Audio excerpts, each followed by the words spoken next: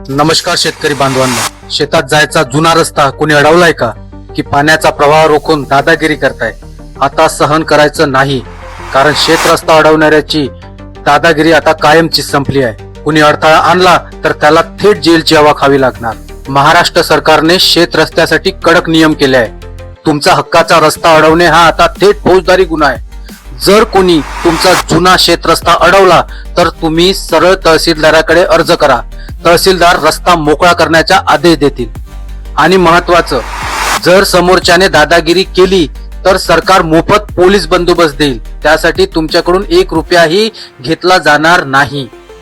आता काय करायचं? तुमचा 7/12, 8 आणि शेताचा गट नकाशा घेऊन तहसील कार्यालयात जायचं.